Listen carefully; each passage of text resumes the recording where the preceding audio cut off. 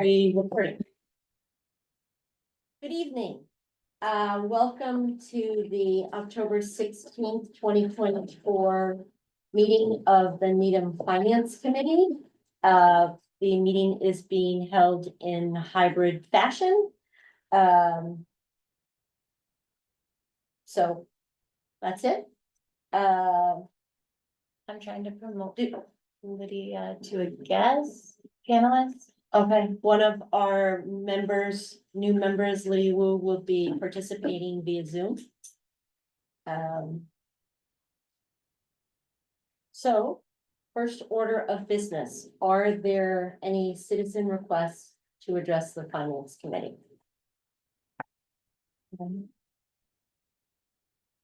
No. Great.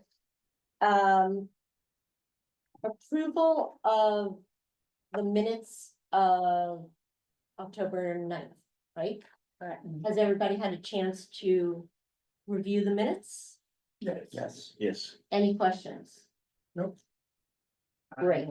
Move for their approval. Do I have a Second. second? Second. Okay, and let's just take a roll call vote. Lydia? Xian? Yep, I'm on.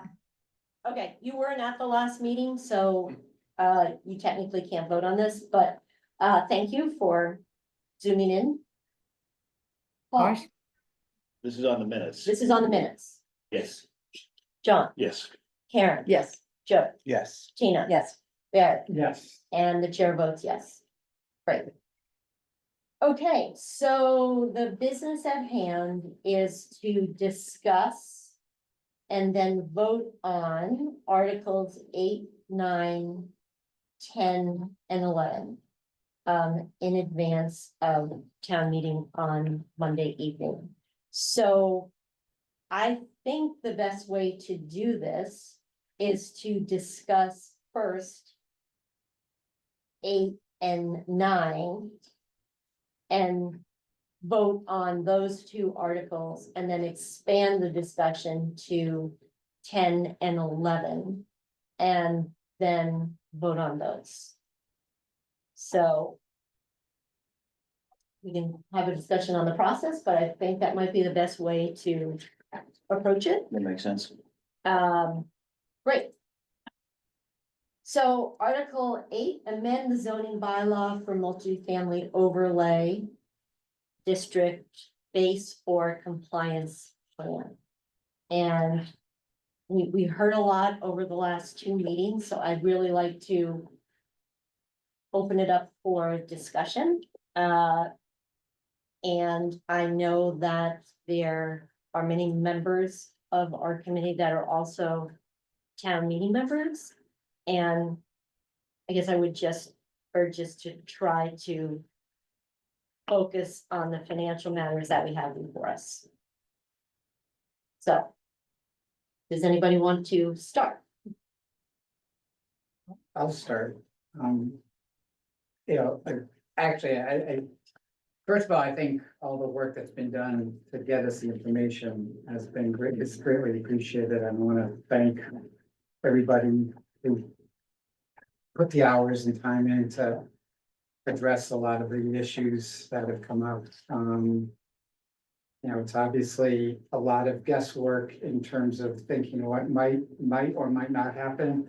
But this base plan, just looking as I look at it, is really a minimal effort to get us to where we have to be without having any, in my mind, significant implications to what might ultimately get done. Under current zoning, we can, we already have by right 1,000 units in these districts that can be built. And we're now improving the zoning or loosening the zoning to increase that by another 600 units. Most of which would be focused on Chestnut Street. And again, that in my own personal opinion, especially given the way Chestnut Street is organized and owned, I think that's a very long process. I'm sorry, I'm mixing up the, right now, nothing has changed, I guess, in the zoning for Chestnut Street under the base plan. The incremental units would be most of them would be in an industrial unit. Crescent and Hillside, be that as it may, I What do you think, mean, nothing changes part? as far as capacity. It's now allowed, just as far as capacity, but it's a big difference between having to go through special permit to having to have. No, things a matter the of right. existing unit capacity, according to this, it says 370 under existing zoning unit. There's 46 units now on Chestnut Street. The existing zoning would allow for 370. The base plan compliance is also 370. Is it 370 as of right? Yeah, Currently, it's not as of right. yes, it is. It is as of It is as of right.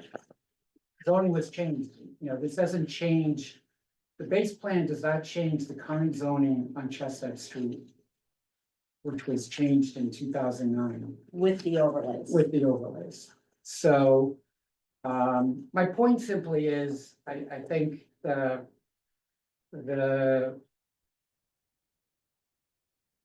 there's no reason not to do this in my mind, the implications from a financial standpoint would be significantly negative in terms of our ability to get grants and, other resources from the state that we currently have access to. And I don't think that the potential incremental build out is significant or would have any material financial implications to the town or to the schools under that plan. So I am very much in favor of Articles 8 and 9. Okay, I pretty much share those views that Barry has talked about. I don't think it's in jeopardy. Using state funding to give people that have discretionary ideas about money coming this way for reason to deny the town that. Yeah. Sit here and some people can say, oh, wait for Milton. To be decided. I just have a belief that the state will probably win that one way or the other. And as Barry said, I don't think the change has been significant enough.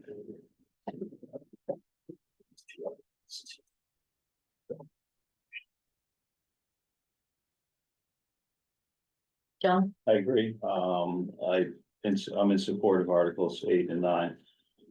I think, as a finance committee, we need to comply with the law.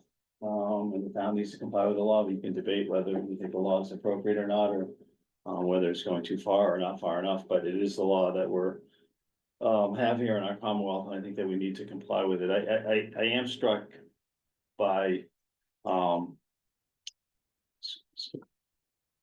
that although the term often uses that this is sort of, base compliance or minimal compliance, but if you look at the materials that were given us, and just one in particular I looked at was the number of units, students and residents with the base plan likely build and full build, and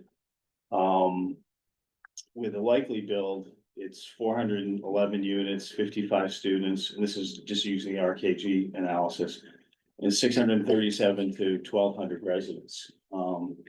And then on the full build, it's 1,870 units, 236 students. And the residents are predicted to be between 2,899 and 5,610. So those numbers to me are not base or minimal. They are definitely moving the needle. It would affect our town in different and significant ways. So I just think it's important to give some context to the base plan, because it does come with increases in numbers that are gonna have financial and other implications both on operating side and capital side. And I think we need to keep that in mind. I'm in favor of it, but I'm mindful of those. I'm in favor of it as well, and I agree with what all the gentlemen said. I just would add that I think that just doing the base plan that complies with the law as written as kind of the starting point, and perhaps going forward, thinking about more things of this nature and projects be done, not all under one umbrella, that they could be done a little bit more independently so that the right decisions can be made. But I do think that this plan, being compliant with the minimum, of what we need to do with the law is I'm in favor of it. Joe, So I know there's been a lot of presentations by the proponents, and there's also been counter sides to these articles. I put a little less concern on the threatened loss of funding from the state. There's been some commentary about, and I do have questions when we'll get into Articles 10 and 11, about some of the data, and do we have all the information, and what assumptions went into the information that we do have.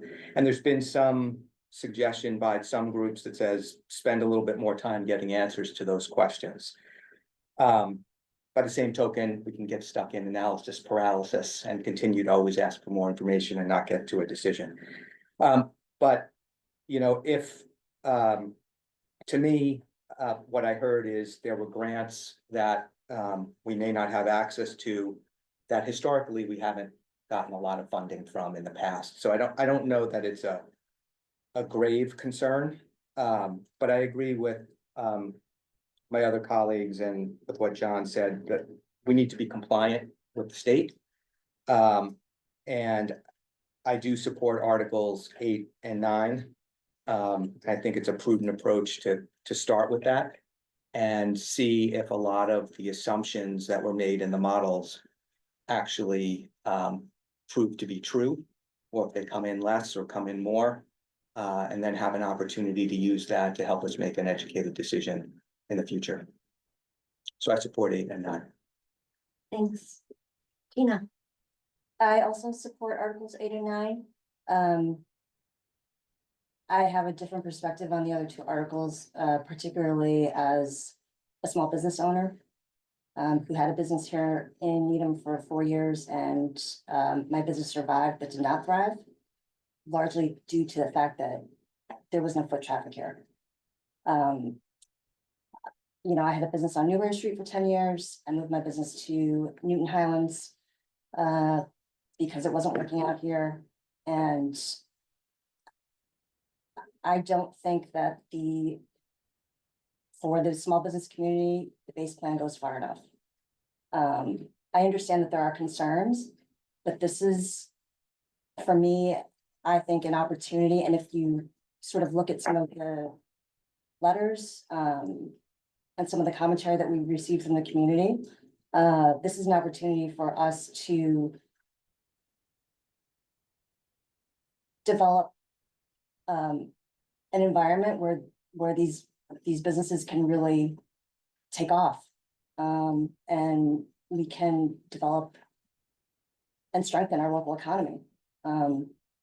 So I do think that that's something that we really need to keep in mind. I understand that there are a lot of questions, but for me, all of the work that's been done has been very extensive, and I think that we should trust the experts that have done the work, both from all of our town departments and the consultants that have been hired.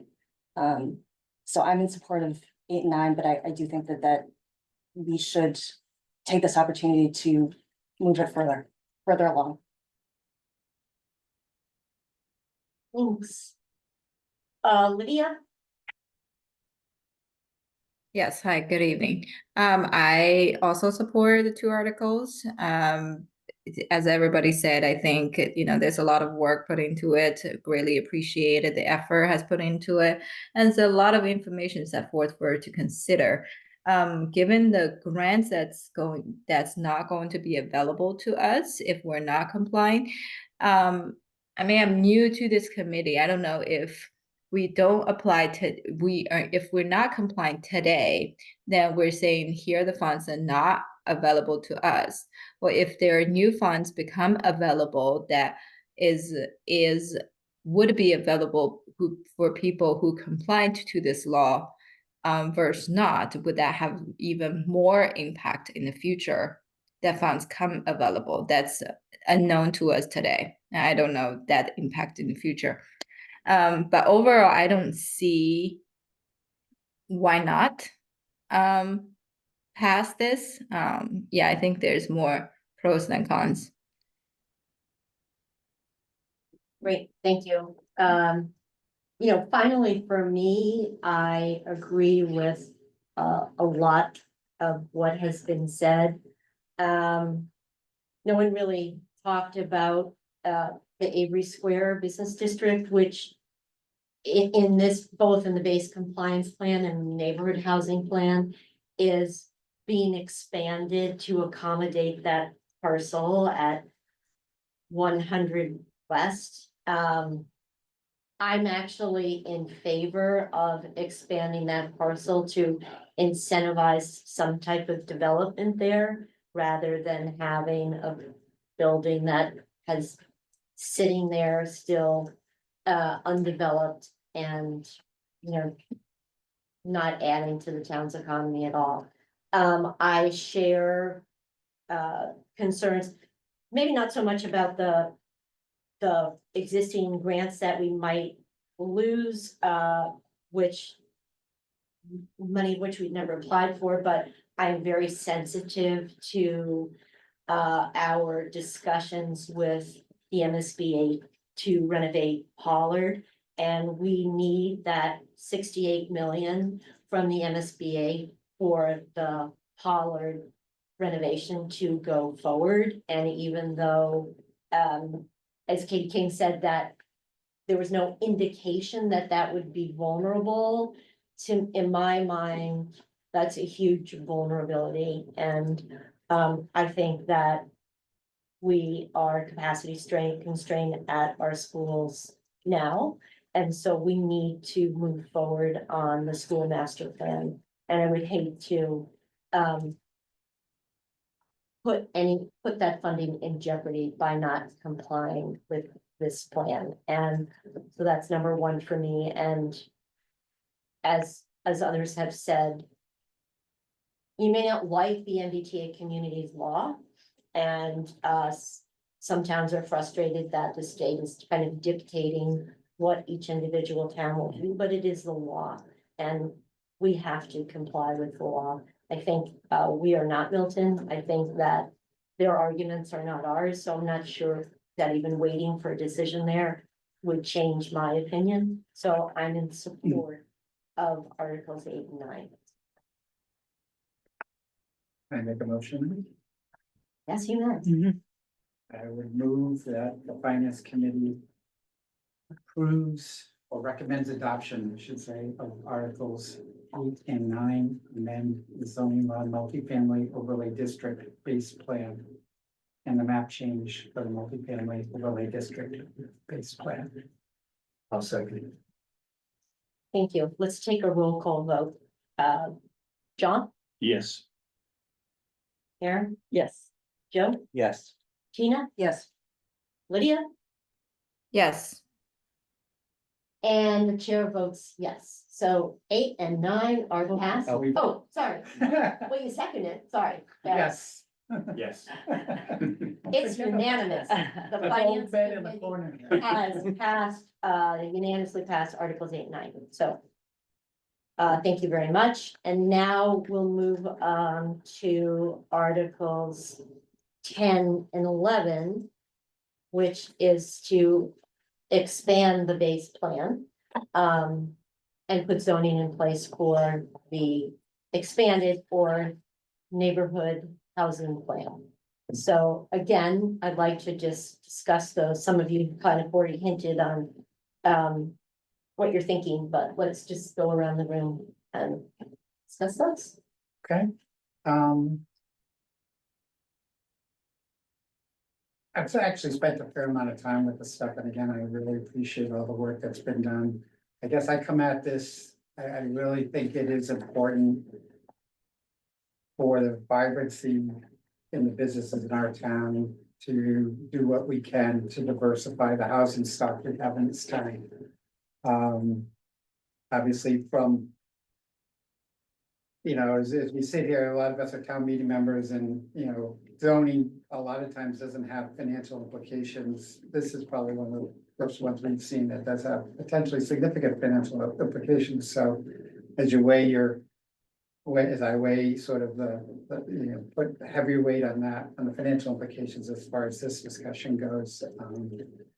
I guess I really, looking at it in my mind, I guess I put a lot more weight into the likely build out versus the maximum build out, because I just knowing from my own experience as a board member of the hospital for the last 10 years and knowing the dynamics of Chestnut Street, most of the incremental units that are above the base plan included in the housing plan, the neighborhood housing plan are on Chestnut Street, and it's just, we've been trying for 15 years, and it's the dynamics there.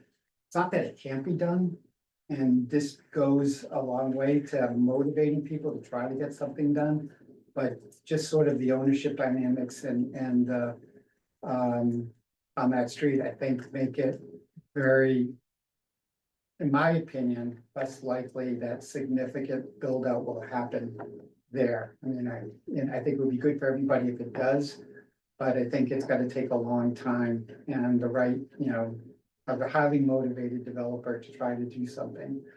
So for that reason, I personally put more weight on the likely build out numbers, which I think are very manageable from a cost perspective in terms of our town's resources, particularly the schools. And I also think we do have the ability or some flexibility in terms of when we know if we had the sense that things were gonna move in one direction or another to make modifications in some of the school designs to mitigate potential, you know, higher than expected enrollment. I'm not saying I think it is manageable. In my own opinion, I believe the financial implications of this are manageable. And for that reason, I'm in favor of Article 10 and 11. And I think it's important for us for a lot of reasons, some tangible, some intangible, but to try to improve the diversity of the housing in this town and make our downtown much more vibrant. Thank you. Paul? I have gone back and forth on this, depending on the day, on both sides of it. It's been difficult to find out. At the same time, I acknowledge the fact that whatever happens, it's going to be a long time coming. I ultimately was swayed by letters and viewpoints from the business community that supported it. Growth sale. And growth is good. It's good. So I'm going to be in favor of also adopting 10 and 11. But it's very much applying Keynesian economics and zoning. You know, the joke is the long run will all be dead. So we'll see. It's just that we will see. But it's not going to happen instantly. Thank you. John? Yeah, so I've read everything, a lot of, and the work has been excellent that's gone into this, the time that's gone into it is monumental, and certainly the advocacy is, substantial, for it, and also there's some advocacy against it. At the end of the day, where I come out is I am not in favor of Articles 10 and 11. I think that we should be starting in the right place, which is Article 8 and 9, which make changes, allow for changes and allow for diversity in the housing stock to occur and for us to watch it and measure it, in a way that, does not overcommit ourselves and overtax ourselves. And the reason why I say that is we're in a growing town. The median population over the last 10 years has increased by almost 6%. And there's no sign that that's gonna change. The schools have 66 more students in them today than was projected. When we passed the budget, the operating budget last May. And we're at full capacity as we currently exist with our schools.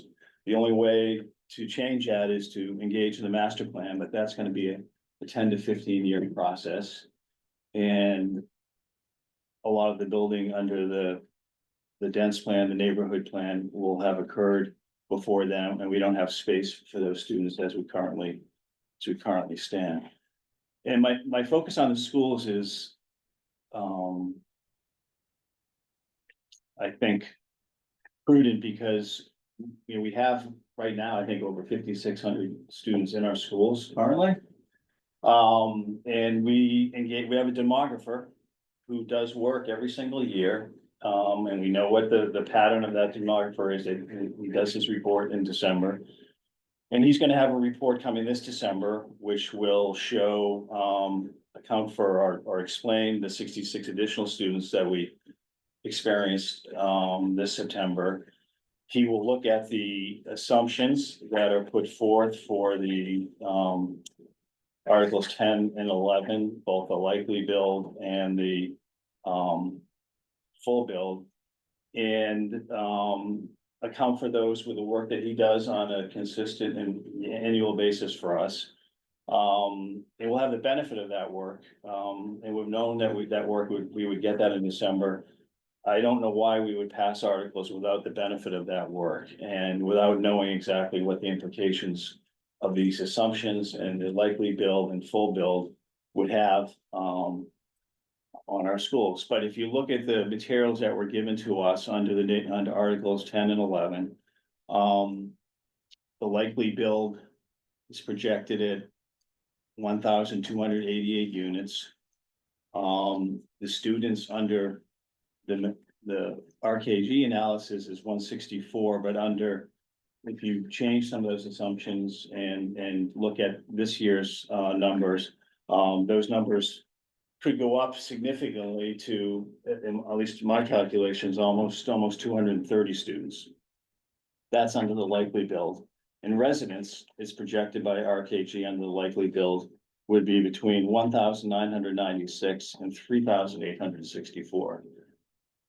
In my view, the consequences and the effect of those numbers on our operating and capital budget, it will strain us in a way that, I don't think, would be, appropriate or manageable for our entire town and all the citizens who live in this town, both young and old.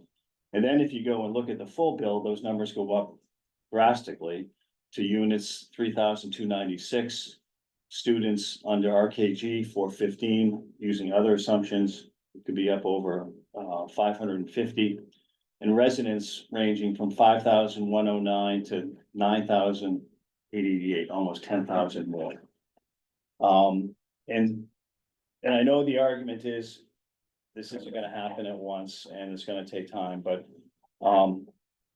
it would be shame on us if it did all happen at once and we didn't properly plan for it and account for it.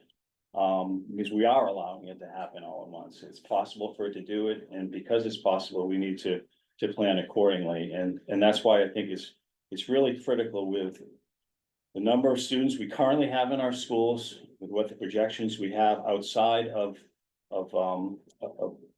this plan. And knowing that the school master plan, the elementary schools, those aren't gonna come online until the very end of that, which will be between 10 and 15 years. And you're not gonna have the benefit of any additional elementary school capacity between now in the first 5 years, and then well into the second tranche of 5 years, between 5 and 10 years. So when I look at it, the fiscal implications, both on the operating side, and on the capital side, the fact that we talk about Chestnut Street as, potentially the main driver of the potential build out for Articles 10 and 11. Chestnut Street, there's no capital plan for Chestnut Street. It's, in my view, a pretty disregarded road. We've seen that a projected capital improvement to make that road bearable for the increased traffic, both vehicular and pedestrian that it would have is $10 million. That's not in our capital budget. That would be competing against all the other significant needs which we have in our capital budget.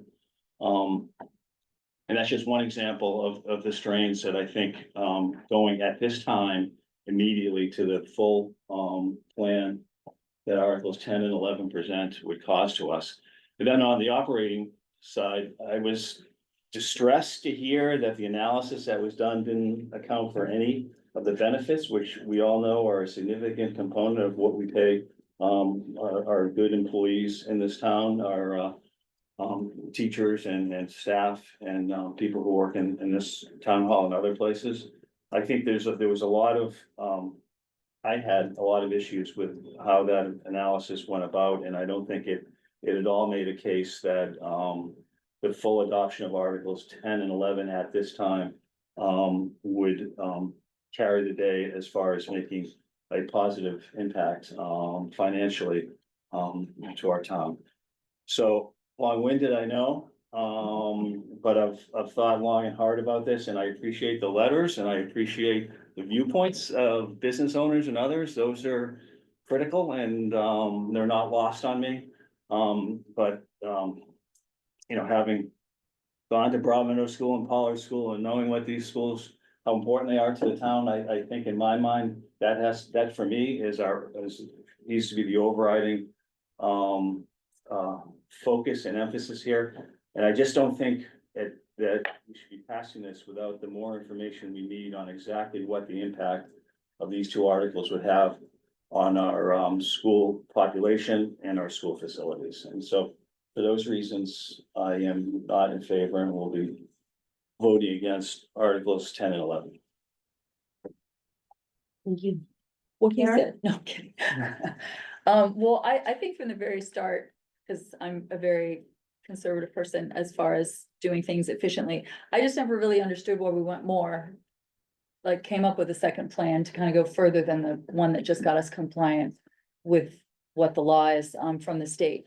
So for that reason, I was not in favor, and I also don't think that it really takes into account the as of right nature of a lot of this, that in one full swoop, you know, we are kind of taking away people being able to have more of a say over what's being built in their neighborhood and other things. And so I didn't like how expansive it got and all the, you know, financial numbers that went along with it too, but I can't say this eloquently as John.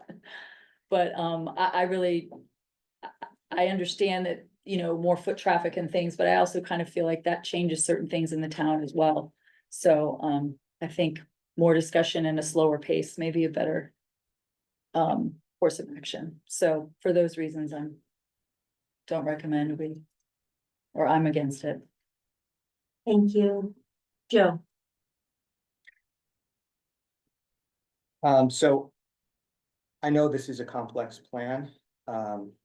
And RKG, you know, was commissioned to help put some models together to project a lot of different dimensions of what the outcome potentially could be. In the presentation last week, you know, clearly there's a lot of factors that go into that. And to me, you know, I'm concerned on what I would say is the sensitivity analysis on those factors. There was some dialogue about, you know, changing the cost per square foot or the factor and what that would have on the overall financial implications. And I think there are a lot of factors and assumptions that went in. And I'm concerned that if we're off by you know, some of these factors, which is likely. I mean, these are best guess factor estimates. It could materially change the model. And furthermore, you know, when you project a bigger plan, those variances get exponentially compounded. And so it does cause me some concern that, I understand the propensity figures. But we may come in under that, we may come in over that. I do think as a member of the finance committee, the articles allow for a max figure, not the propensity figures. It allows for the max. And John quoted some of the stats that, residents at max, it could increase our resident population by a neighborhood of 30%. And I think there's a lot of implications that could have, and I think we as finance committee we can't ignore the max. That's what the article is allowing for. It's not allowing for the propensity numbers, it's allowing for the max. And I think, we have to think about the implications of reaching that max and what it would have on the town. There were parts of the model that I was concerned about. The capital impact I felt like wasn't sufficiently estimated. The comments about Chestnut Street and what it would take to upgrade that. The school capacity wasn't sufficiently clear to me, and we had a little bit of a debate about 100 West Street and whether the existing schools could absorb the new students or not. I'd like to have seen a little bit more concrete data on that.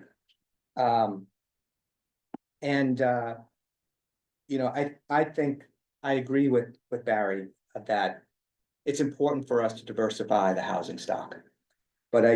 And we have many housing goals in the town. And I don't think that the MBTA zoning law is the only opportunity and the only path to achieve all of those goals.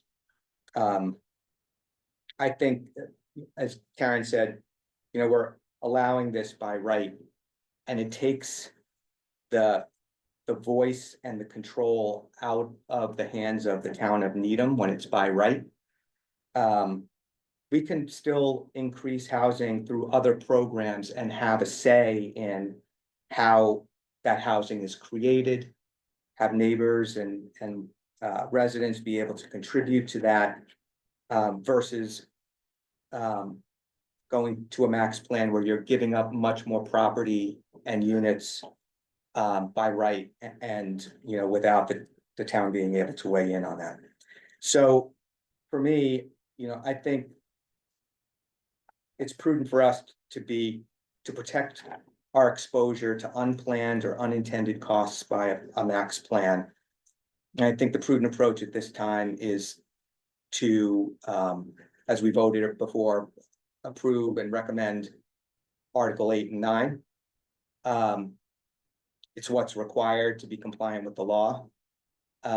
We can see if the assumptions that were made in the model are true and accurate. And it gives us as a town and a finance committee and other committees an opportunity to pivot or adjust and plan. We're going to have obviously town meetings every year, and we'll always have the opportunity to expand this program or invest in other housing programs to achieve our goals. So with the open questions and the financial unknowns and risks with the bigger plan, I oppose and would not recommend Articles 10 and 11. Thank you. Tina? I'm sitting at the wrong end of the table.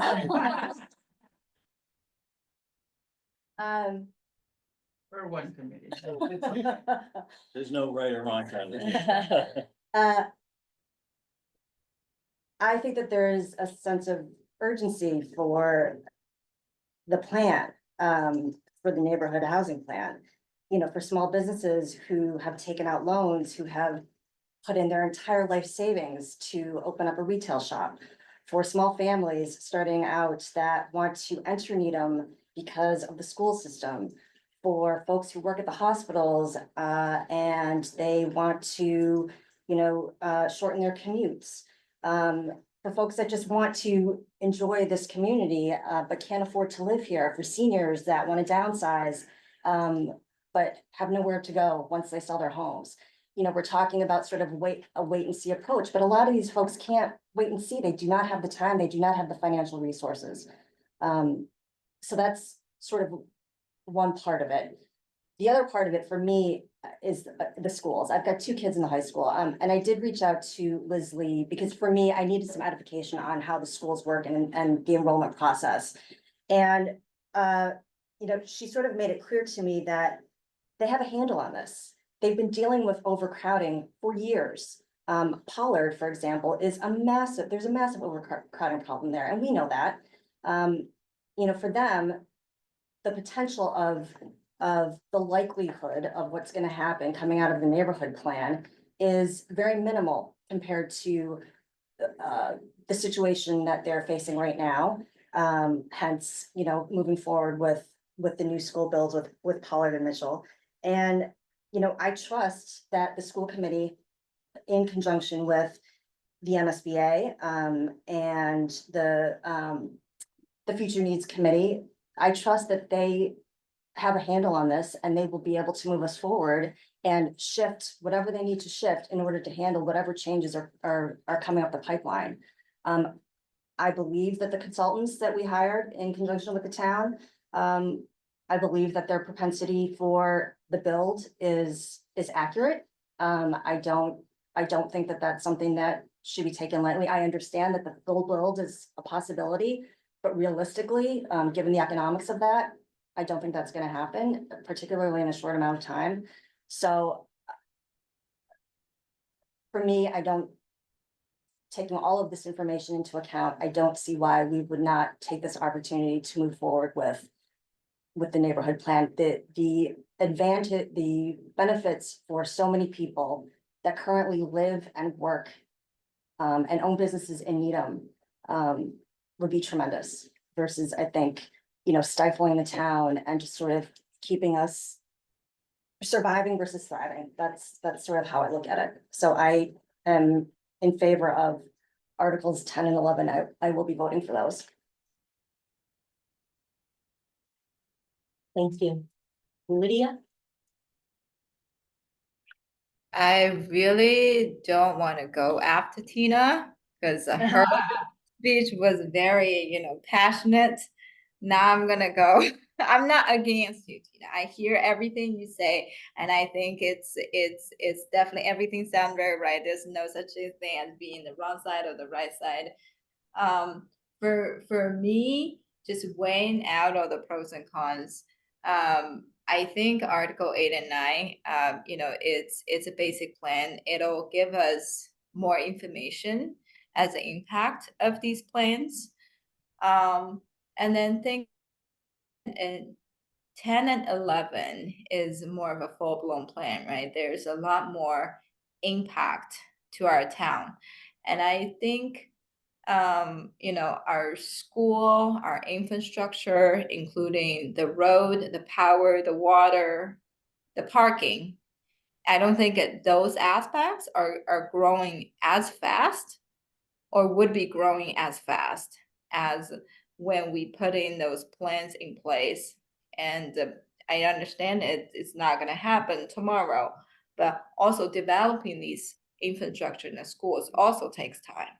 And I think developing these infrastructures are going to take longer to realizing the benefits than once we change the housing plans. I think that there's just a balanced act in here. I think 8 and 9 will give us a little bit more information and allow us to make a more educated vote once we see the impact of 8 and 9. And also Tina, and I think there are other aspects we could do to support local businesses. Outside of this act, I think there's definitely more the town could do to support. So I vote against 10 and 11. Thank you. Thanks. So I, like all of you, have spent a lot of time thinking about housing, because I was actually the finance committee, I was the liaison for the original housing working group that preceded home. And that group was really focused on, you know, what are the possibilities for housing in all areas of Needham. The MBTA Communities Act, you know, this was during COVID, remember, so the MBTA's Community Act was kind of something that Governor Baker was thinking about. And then it started to, you know, materialize. So, but I think that group did a very good job, and Hone has done a very good job. And certainly the Needham Housing Coalition is passionate about their desires for housing. But I think the difference between the Housing Working Group and the focus of Home was that the Housing Working Group was focused on, you know, what are the possibilities throughout the entire town? Where would it optimally make sense to develop new housing? And so right now we're faced with focusing just on the MBTA, you know, communities plans, all by the rail stations, except for Hersey. Like, why was that left out, you know? So that's one thing, because I think that 8 and 9, we have to comply. 10 and 11, I think there might be opportunities for housing and diverse forms of housing, and not just rental housing, maybe an area of smaller homes, more densely placed, smaller homes that are less expensive to purchase and maybe wealth creating down the road. So that's number one. The number two, and why what concerns me about Articles 10 and 11 is that RKG, and certainly the consultant there, did lots of work, and he was really a data maven, and I may have enjoyed the numbers, you know, I think that was overwhelming for a lot of people, but in any analysis, there's assumptions built into that. I didn't understand why they left out benefits in their assumption for operating costs. In my mind, I think that's a big hole. So that's one aspect. Number two, I think that the you know, school per unit ratios were low relative to, and the choices that the consultant determined were 3 larger housing developments that are not going to be reflective of the intention of what is being built in the Avery Square Business District, or what is intended for Chestnut Street. I think that there's an argument to be made that housing closer to the downtown and closer to the community and closer to the schools, and perhaps kind of within walking distance of some of the schools, would be more attractive to families and would generate more school children per unit than their assumptions are dictating.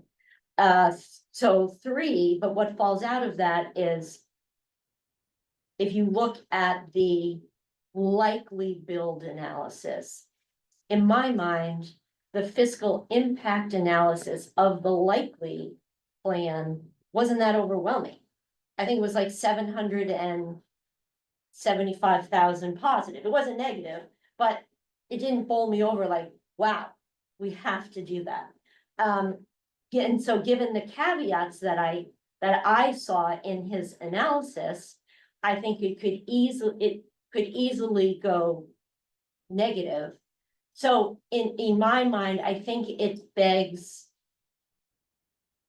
a little bit more time to see how some of what we've allowed in the base plan evolves.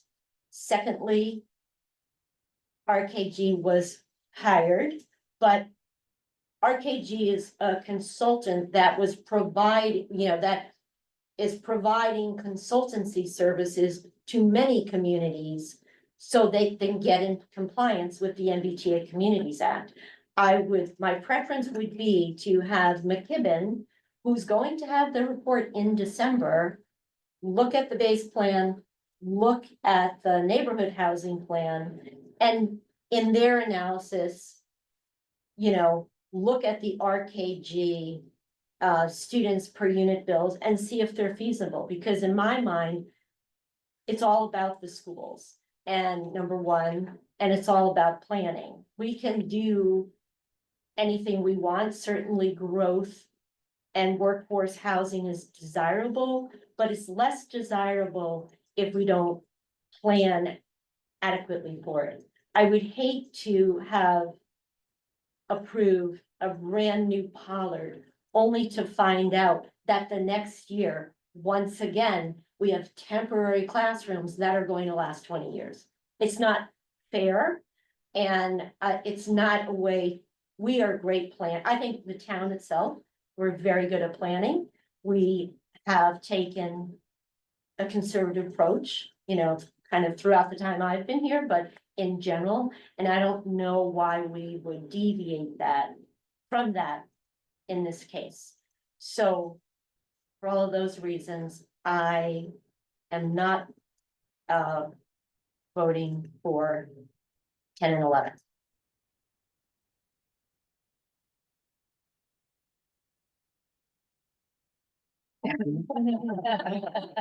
So, I think formally we could, somebody. So I could a would make a motion. motion that the finance committee,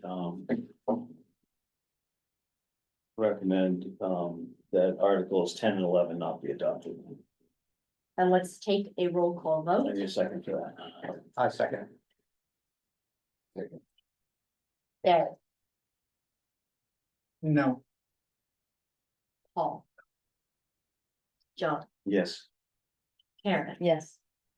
Joe, Yeah, Tina, no. Lydia, Yes.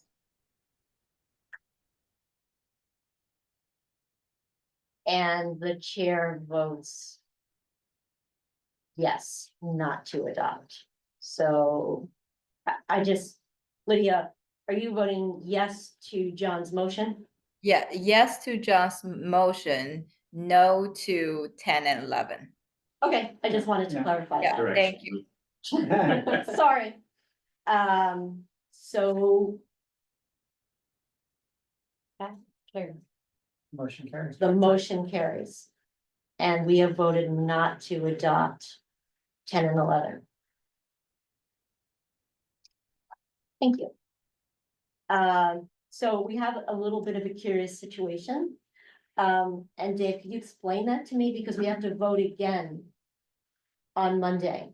I was recommending that the committee meet again before town meeting, just to reaffirm your votes of tonight, because of the posting.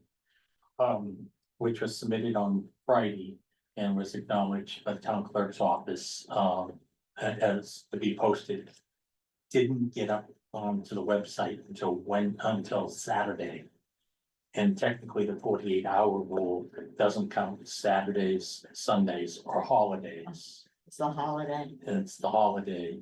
And because of that, so that one could not question whether the finance committee actually has a recommendation, because it voted not at a posted meeting appearing on the website, although acknowledged that it was received by the town clerk's office. The caution would just be to vote to reaffirm your votes on Monday, going into town meeting. So we could meet down here at 6:45. 6:45. 6:45. But- Just so I'm clear. There's no more discussion, right? Like, what does it mean to reaffirm your vote? You would just have, come in and you have someone make a motion for articles 8 and 9. And someone making a motion for articles 10 and 11, the committee just votes. There's no legal requirement that one has to discuss why they're voting the way they're voting. Right. It's good, it's helpful, but there's nothing that could have stopped you just coming in tonight. It's okay, Exactly. I recommend you. talk. No, I'm No. asking a different question, which is. Like this, does this vote? Is this re-vote on Monday? Like there's what we voted today. Bind us to the same vote on Monday. It just feels weird to me. Legally, no, the committee could change its vote. But I think the intent is just to reaffirm the. So it's reaffirming what already occurred. Yes, and that's how it's been posted, is to reaffirm what the committee's actions were Wednesday night. Okay. And give you an Has example. this ever happened before? Oh, it has happened. I don't know if it's happened to the finance committee in Needham, but it's happened. There have been towns where town meeting forgot to do a posting. And they would send their actions to the legislature, and the legislature would pass an article to say, legislation says all this, votes of town meeting have been reaffirmed, therefore a valid. So it happens from time to time, and of course, we're in election season right now. Town clerk's office is, many other distractions. So then would Monday, we're voting to reaffirm, or we're voting No. on 8, 9, 10, and 11? We're voting the whole slate again. But the chair can immediately move, is there a motion for Articles 8? There's no reason to have any more discussion. There's no reason Unless to somebody changes their discuss it. vote. Wants to say. But why it is they to did- reaffirm, but it's written as reaffirm.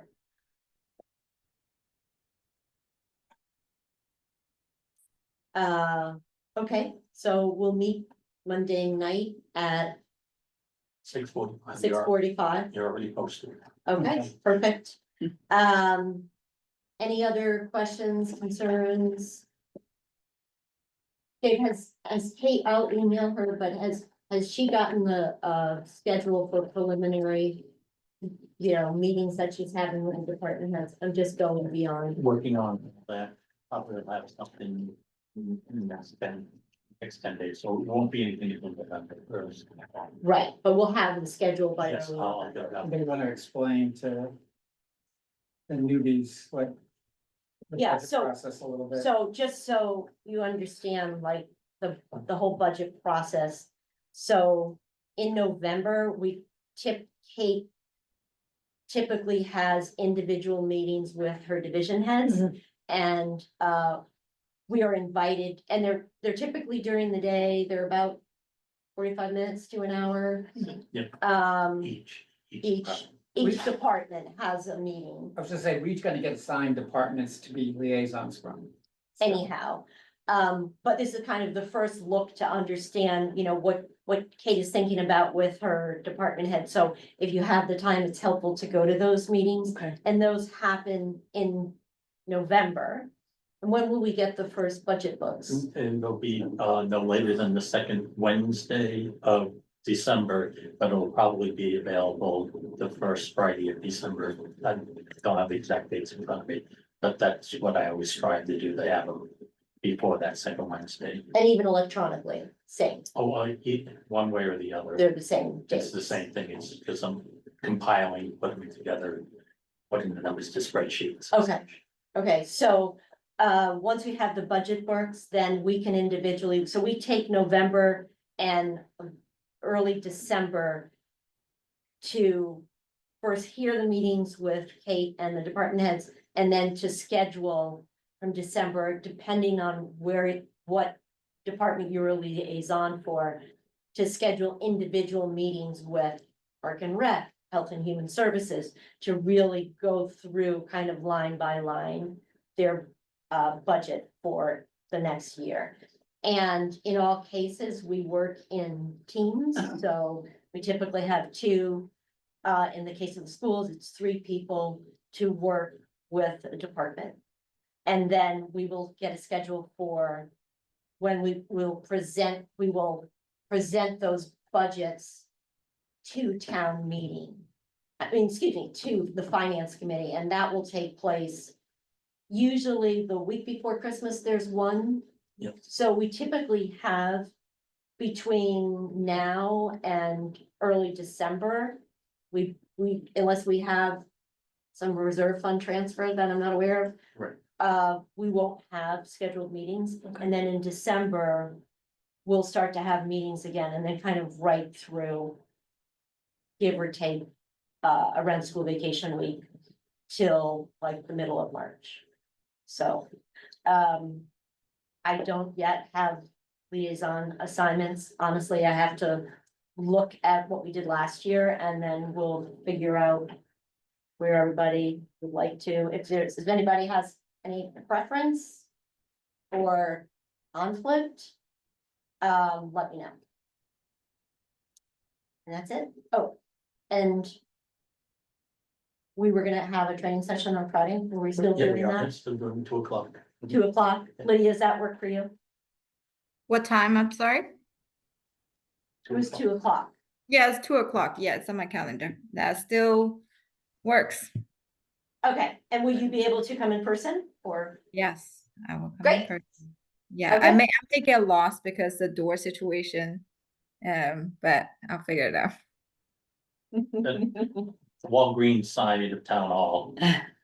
Okay, that's a lot easier. That's a lot easier.